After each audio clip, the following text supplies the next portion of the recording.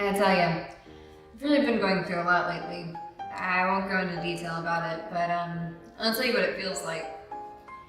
You know, in the movies where there's that big alien or monster or whatever, and towards the ending of the movie, there'd be that big dramatic scene where the monster is pinning the character that you're rooting for up against the wall, and the only thing defending the character from this beast is, like a crowbar or a gun or something. And it's merely inches away from biting off the character's face, and it's that big moment. Let me give you an example. So the alien or monster represents everything that's going on in life, and the character represents myself. Actually, let me give you another example. You know, in those old cartoons where, Daffy Duck or whoever would be falling from a skyscraper, and as he's falling from this tremendous height, he pulls out these random boards of wood and a hammer, and he quickly starts working, and he tries building himself a floor to save himself, but there's no foundation to support it, so he's screwed regardless, but he's still hastily and hysterically trying his best anyways. I think you get the point. I don't really need to tell you what the things represent in that scenario.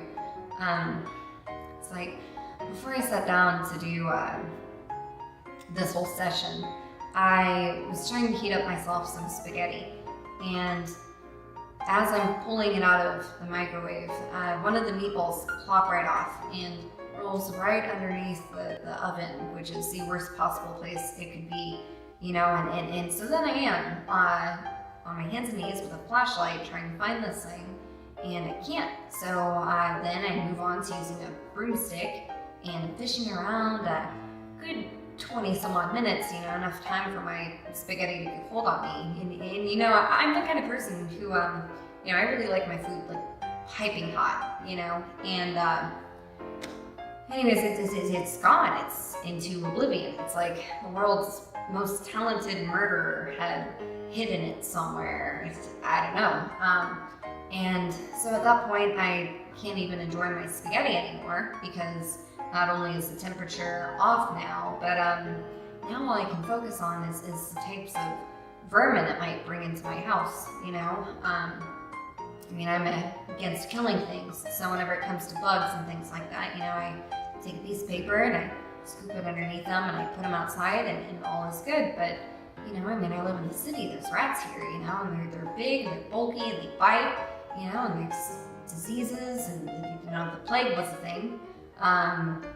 But I'm also very open-minded, so, if reincarnation really is a thing, for all I know, that rat could be my grandfather, and what, I'm supposed to kick him to the curb then? I can't do that, so point being, trying to resolve a minor problem, my hunger, I've fallen myself into an even bigger, more confusing and complicated problem, and I guess I've just realized that that's life. It's consistently the cycle of problem after problem, each one worse than the last, but you deal with it because you have to, because whenever you go out to eat and your server asks you, how your evening's going, no one wants to hear you say what the answer is and always is going to be.